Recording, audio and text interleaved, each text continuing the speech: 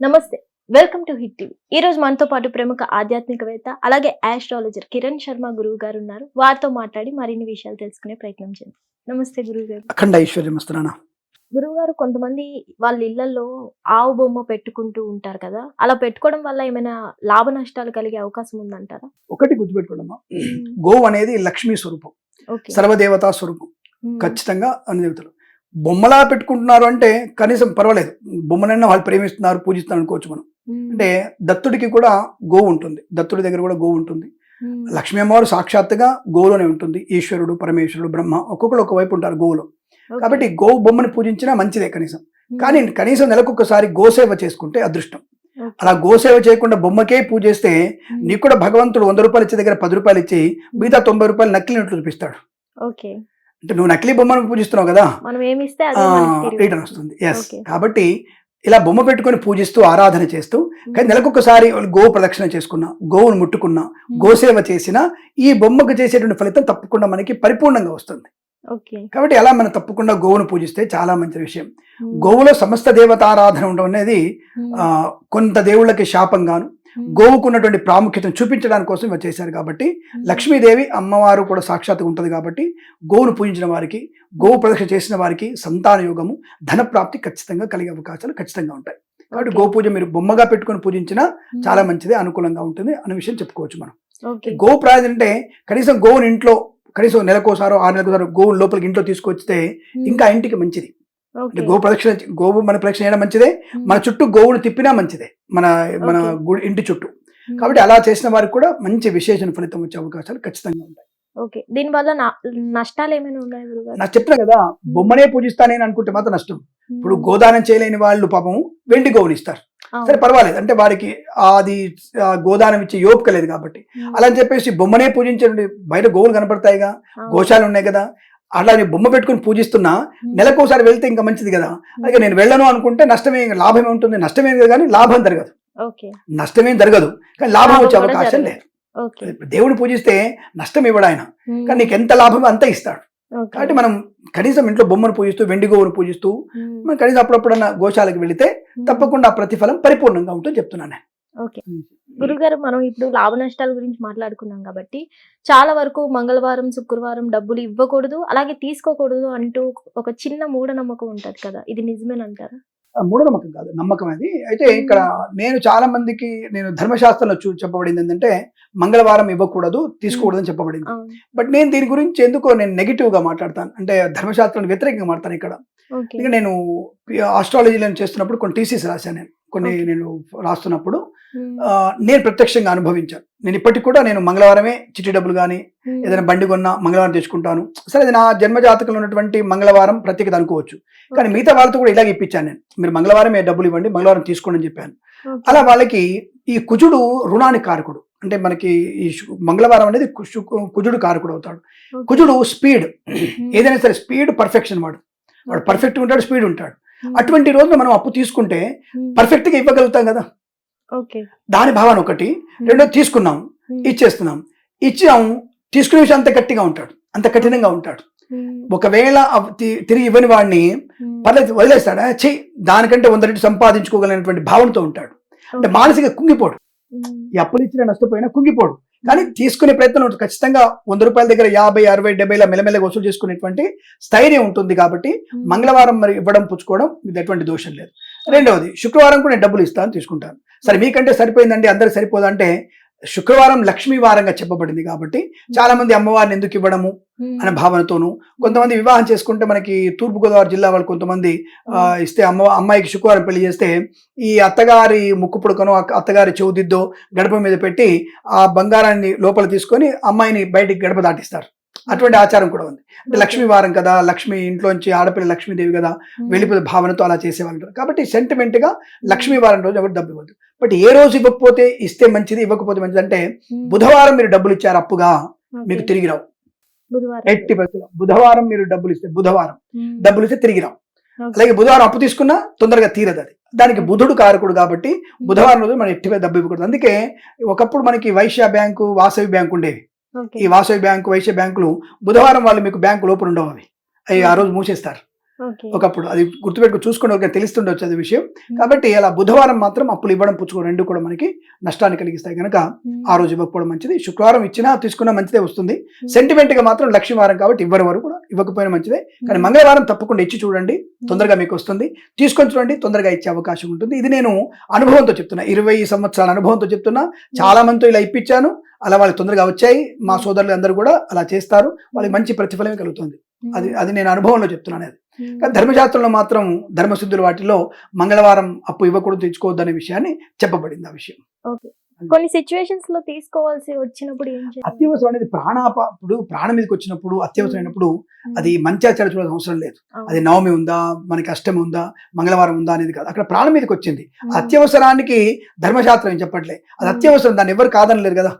అది అత్యవసరాన్ని క్రియేట్ చేసిన వాడే ఈ అవసరమైనటువంటి ధనాన్ని వాడు ఇప్పించేస్తాడు, అది వాడి బాధ్యత. మనకై మనము ఒక ఇల్లు కొనుక్కుందాం, ఒక పొలం కొనుక్కుందాం, ఈ డబ్బులతో మనం ఇది చేసుకుందాం అనేటువంటి మన ప్లానింగ్ లో ఉండేటువంటివి ఇవన్నీ అప్పు తీసుకోవడం ఇవ్వడం. కానీ అత్యవసరం అనేది వాడు క్రియేట్ చేసేది. కాబట్టి ఎలా అయితే వాడు క్రియేట్ చేసి ఇచ్చాడో పుచ్చుకున్నాడో వాడే తీర్చుకొని వాడే తీర్పిస్తాడు మనకి. కాబట్టి అత్యవసరాన్ని ఇలా మనం అప్పుల కిందికి మనం చూసుకోవద్దు, అది అత్యవసరము, దానికి మించి ఇంకోట్లేదు. కాబట్టి తప్పకుండా అత్యవసరానికి తిథివార నక్షత్రాలను అక్కర్లేదు. మేబీ ఇవ్వకపోయినా ఎవడు ఏమనుకోకపోవచ్చు, అది చనిపోయినప్పుడు తీసుకున్నాడు రా, వాళ్ళ ఆన పరిస్థితి బాగాలేనప్పుడు తీసుకున్నాడు రా, పోన్లే ₹1,00,000 ఇవ్వకపోయినా పర్లేదులే అనుకోవచ్చు వాళ్ళు. లేదా మనకు అత్యవసరంగా ఇచ్చాడు వీడు, ఎట్టిపోయి ఇవ్వాలన్న భావంతో వీడు కూడా ఇచ్చేయవచ్చు. అంటే ఆ అత్యవసరంలో వాళ్ళకి ఇద్దరి మధ్యలో ఉన్నటువంటి అండర్స్టాండింగ్ ఉంటుంది.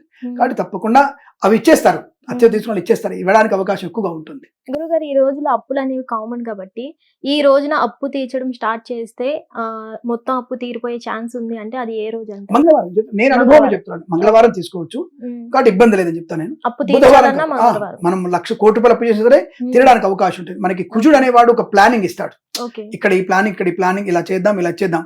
ప్రాణం పోయినా సరే తీర్చేయాలన్నటువంటి తపన ఉంటుంది మంగళవారం అప్పు చేస్తే. ప్రాణం పోయినా సరే తీర్చేయాలి మనము, అనా పైస వాడిని ఉంచుకోవద్దు. అకస్మాత్తుగా నేను చనిపోతే నా పిల్లల్ని వాడు శాపనార్థాలు పెట్టొద్దు, నా గొంతులో ప్రాణం ఉన్నంత వరకు నేను తప్పకుండా తీర్చేస్తానన్నటువంటి సంకల్పం వాడికి ఉంటుంది ఈ మంగళవారం అప్పు చేస్తే. అది నేను పరిశోధనలో చూశాను, ఇది కాబట్టి ఇవ్వమని చెప్తున్నాను నేను. బట్ బుధవారం మాత్రం ఇవ్వకండి, మిగతా రోజులు అన్ని రోజుల్లో ఇవ్వచ్చు, తీసుకోవచ్చు. బట్ నవమి రోజు కొన్ని నక్షత్రాలు ఉంటాయి, ఊర్ధ్వముఖ నక్షత్రాలు అంటారు, అధోముఖ నక్షత్రాలు ఉన్నప్పుడు మనం అప్పు చేయకూడదు.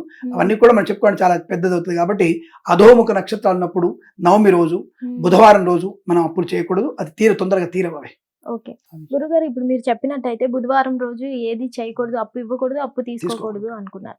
అలాంటప్పుడు సైంటిఫిక్ గా కానీ ఆస్ట్రాలజీ పరంగా కానీ ఏది ఉన్నా సరే పైవాడిది ఉంది అంటున్నారు కదా, మరి సండే రోజు ఎందుకు బ్యాంక్ హాలిడేస్ ఇస్తారు? ఇవన్నీ ఎవరు చెప్పారు?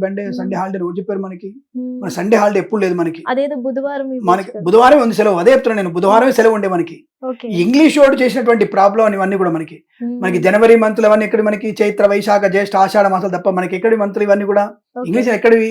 వాడెవడో వచ్చి పెట్టినవి. ఆగస్టు మంత్ ఏంది, ఎవడో చనిపోయిన పేరు అది, వాడు సైంటిస్ట్ పేరు. సెప్టెంబర్ ఇంకోటి పేరు అది, జూలై ఇంకోటి పేరు అది. వాళ్ళ పేర్లు వాళ్ళు పెట్టుకొని మనం దానికి వంటగా అవుతుంది తప్ప పంచాంగంలో అటువంటి పేర్లకు అధికారం ఎక్కడ లేదు. చైత్ర వైశాఖ జ్యేష్ఠ ఆషాఢమే సనాధర్మంలో ఇవే ఫాలో అవుతుంది తప్ప ఇవేం ఫాలో అయ్యే అవకాశం లేదు, అవి ఫాలో మనం. కాబట్టి ఇంగ్లీష్ క్యాలెండర్ కి మన ధర్మశాస్త్రానికి ముడిపెట్టే ప్రయత్నం చేస్తే ఎక్కడ మీకు సింక్ అవ్వదు. ఇప్పుడు మిడ్ నైట్ మారంగానే వారం మారుతుంది అంటాడు వాడు, మండే మారిపోయింది అంటాడు. మనకి సూర్యోదయం వరకు ఒకటే వారం మనకి. మండే అంటే ఇవాళ సన్ రైజ్ నుంచి మళ్ళీ సన్ రైజ్ వరకు ఒకటే వారం మనకి, మండేనే.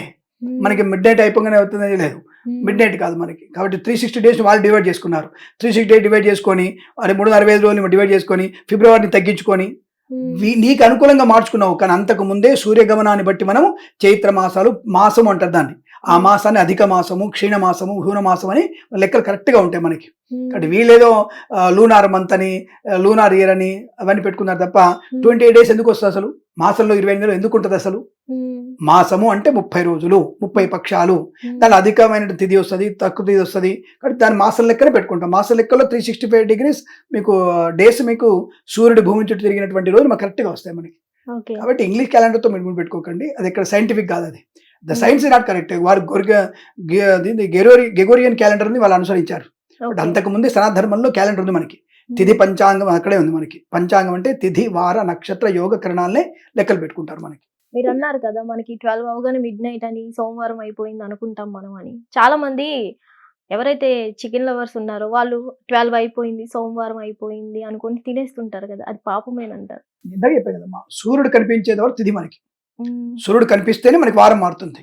శనివారము అంటే ఆ వారము అనే దానికి అర్థం 24 గంటలు అర్థం. అంటే ఈ 24 రోజు hours. 6 o'clock ఇవాళ శనివారము అన్నామంటే 24 hours అని అర్థం. ఓకే. వారము అంటే 24 గంటలు. ఏది శనివారము అంటే 24 గంటలు, ఆదివారము 24 గంటలు. దాన్ని గుర్తుపెట్టుకోవాలి తప్ప 12 వరకు శనివారం, 12 తర్వాత సండే అనేది ఎక్కడ చెప్పలేదు కదా మీకు కూడా. కాబట్టి సండే అనేది 24 hours ఉంటుంది. కాబట్టి అది చెప్తారు కదా, వాళ్ళకి వాళ్ళు అడ్జస్ట్మెంట్ చేసుకున్నారు. అడ్జస్ట్మెంట్ చేసుకున్నది ధర్మశాస్త్రం కాదు. ధర్మశాస్త్రం ఎప్పుడు అడ్జస్ట్మెంట్ చేయదు. ఇప్పుడు అంతే శివరాత్రి వచ్చింది, మనం ఒక దాంట్లో ఎపిసోడ్ చెప్పుకున్నాం శివరాత్రి అని. అదే దాటి కాబట్టి శుభ్రంగా చికెన్ మటన్ తినొచ్చు అంటే తింటామా? ఉదయం వరకు తినొద్దు అని చెప్పుకున్నాం కదా ఆ ఎపిసోడ్ లో మనం. ఉదయం వరకు ఉపవాసం ఉండాలి, తర్వాత అభిషేకం చేసుకొని 2-3 అన్నం పెట్టి తినమని చెప్పాం కదా. మిడ్ నైట్ చేసుకోవచ్చు కదా, శివరాత్రి అయిపోయింది, అర్ధరాత్రి అయిపోయింది అని వచ్చే నైట్ శివరాత్రి అయిపోయింది మరణం అనుకుంటామా? కాబట్టి మనకి ఉదయం నుంచి ఉదయం వరకు ఉదయాత్ ఉదయం వారం. కాబట్టి దాన్ని లెక్క పెట్టుకోవాలి. కొన్ని ముహూర్తాలకి వారం మార్చుకోవచ్చు మనం, కొన్ని ముహూర్తాలకి మాత్రం వారం మారుతూ ఉంటుంది. అలా చూసుకోవాలి. శుభం, అఖండ ఐశ్వర్యమస్తు. నమస్కారం, ప్రేమతో మీ Kiran Sharma. Hit TV app, ఇందులో short news, live news, entertainment shows, movies, digital magazines తో పాటు మీ జిల్లా వార్తలను కూడా ఫ్రీగా చూడొచ్చు.